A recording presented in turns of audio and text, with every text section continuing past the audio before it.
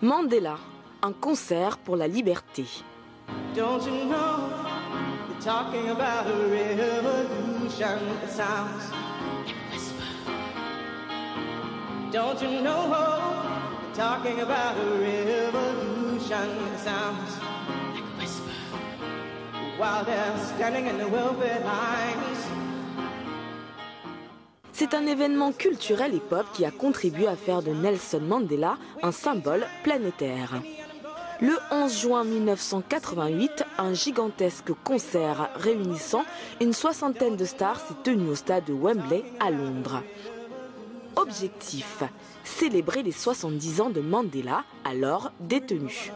D'une durée de 11 heures, retransmis dans 67 pays, le concert anniversaire a été vu par 600 millions de personnes.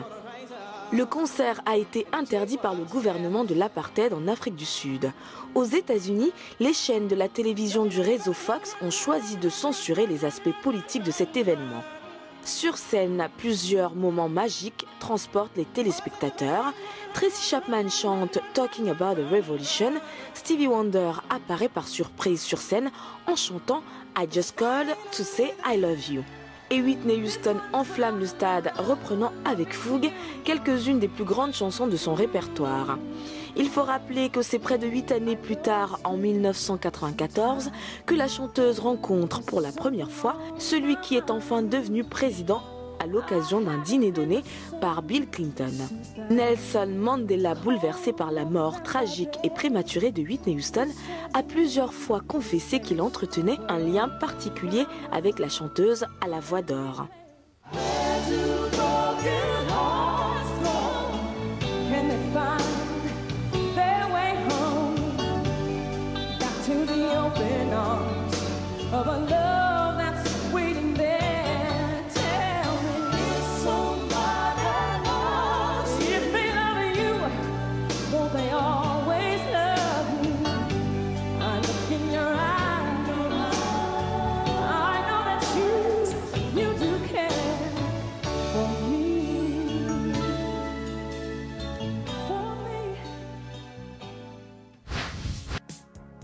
Nelson Mandela, une photo pour toucher la légende. No New Year's Day to celebrate. No chocolate covered candy hearts to give away. No first of spring, no song to sing. Le charisme de Nelson Mandela était universel. Ainsi,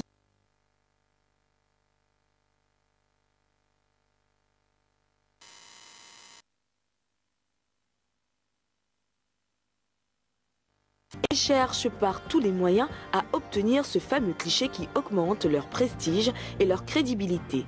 Voici un florilège de ces fameuses photos qui ont fait le tour du monde. It was 25 years to take that man away.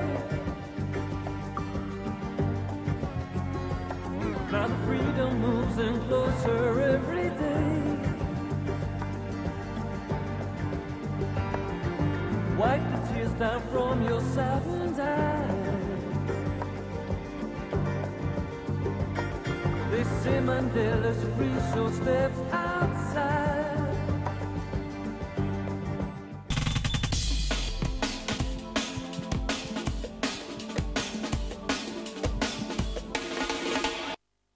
S'il est vrai que le Cap-Vert possède une diaspora bien plus importante hors de ses frontières qu'à l'intérieur de son archipel de 10 îles, il faut dire que ses ressortissants expriment leur talent dans plusieurs registres qui traversent plusieurs continents et générations. Parmi les célébrités planétaires se cachent parfois des personnalités d'origine capverdienne. Au-delà de la mythique Cesaria Evora, figure notamment le top modèle Tatiana Silva Braga Tavares, qui fut Miss Belgique 2005 et à qui l'on prête une liaison avec la star Stromae.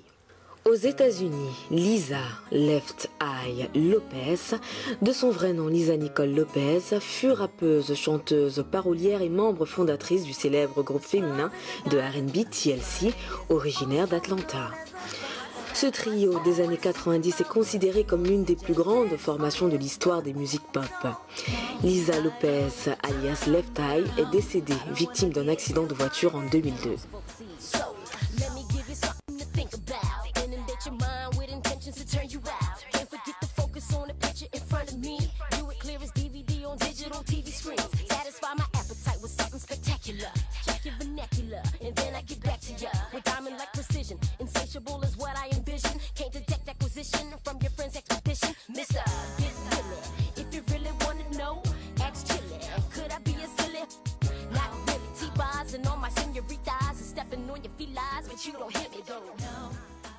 Autre figure médiatique d'origine capverdienne, le mannequin américain Amber Rose qui connaît une soudaine notoriété internationale suite à sa liaison avec le rappeur Kanye West jusqu'à leur rupture en août 2010.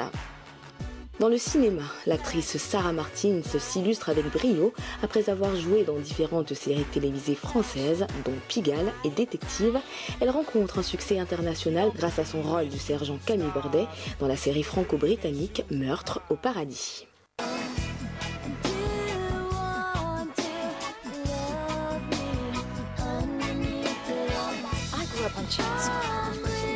What is that supposed to mean? It's like he's elected over the amen to that.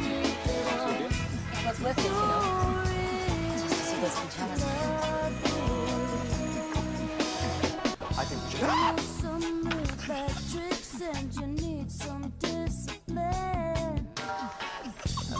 Dans le sport, le football occupe une place de choix. Les joueurs Patrick Vieira et Patrice Evra, qui ont fait les plus beaux jours de l'équipe de France et des plus grands clubs européens, restent très attachés à leurs origines capverdiennes. Il faut dire que les Requins Bleus, l'équipe nationale qui suscite une grande ferveur parmi les supporters du pays, est portée par une nouvelle génération, notamment incarnée par Odaïra Junior Lopez Fortes, qui évolue au poste de milieu offensif au stade de Reims. En boxe taille, Aurélien Duarte, oncle de Stomy Bugsy, affiche le palmarès impressionnant de 7 titres de champion du monde. De Paris à Boston, en passant par Rotterdam, c'est surtout à travers leur répertoire musical riche que les artistes capverdiens excellent. Batucada, Coladeira, Batuque, Funana ou encore Morna, dont le roi Bana a su fixer les codes.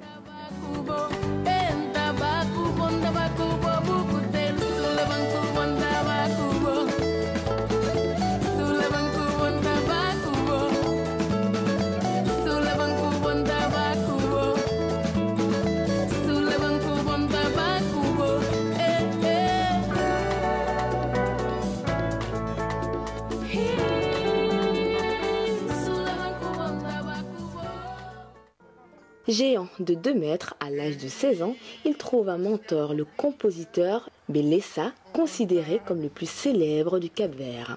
Au début des années 1970, Bana rejoint comme chanteur Voz di Cabo Verde, créé en 1966 par le clarinettiste Luis Moraes et le bassiste et trompettiste Mor Cadinho.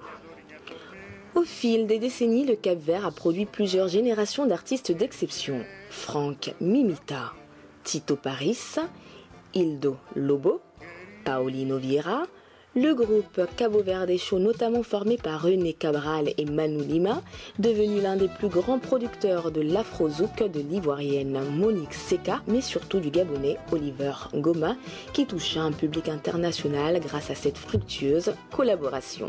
Parmi les pionniers de la scène hip-hop et dancehall, citons Sophie Asher et Easy.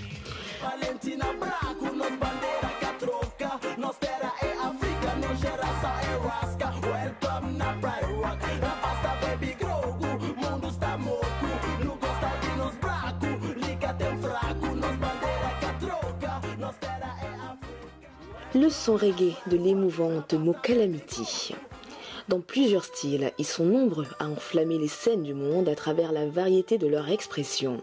Boys et Mendes, Bao, Denis Grassa, Nelson Freitas.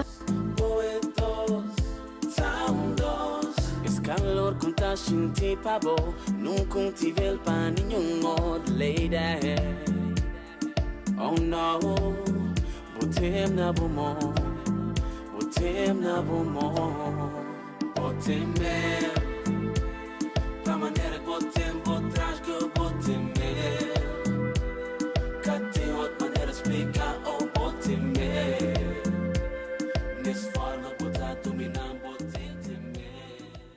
Zé Luis, Nando da Cruz, Teofilo Chantre, Tcheka, chantre d'un baroque modernisé, Philippe Montero, le plus sénégalais des Cap-Verdiens.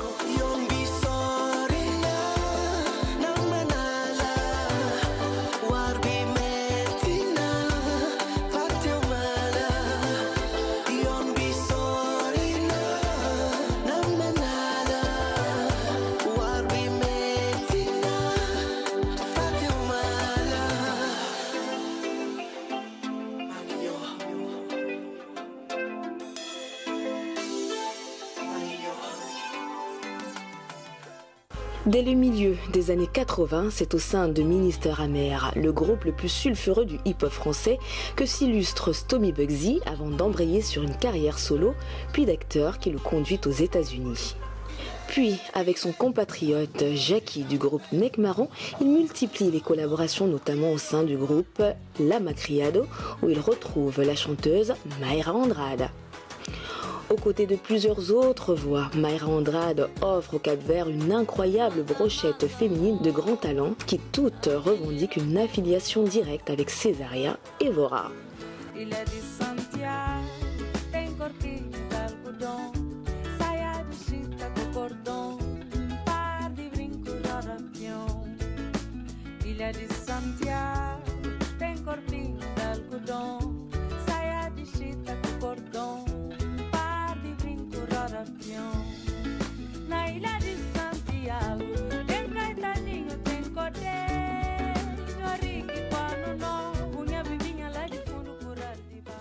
Seozani, Mariana Ramos, Nancy Vieira, Laura, Elida Almeida, Sarah Tavares. Saí daqui, subi a lua, sempre atrás de ti, corri o céu, tava na tua e não resisti.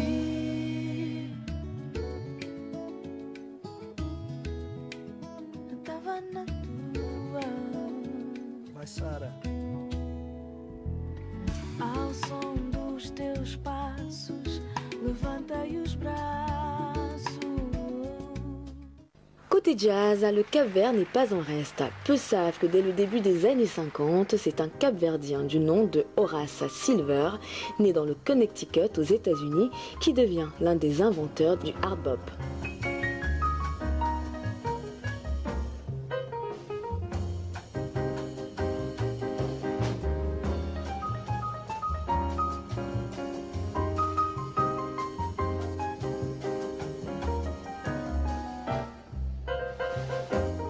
Son père, né Silva, natif de Maio, lui enseigne la musique folklorique du Cap-Vert.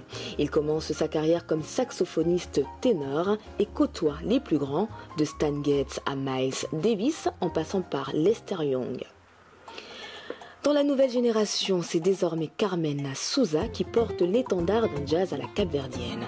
On l'appelle la Ella Fitzgerald du Cap-Vert et les plus grands analystes lui prédisent un avenir des plus brillants.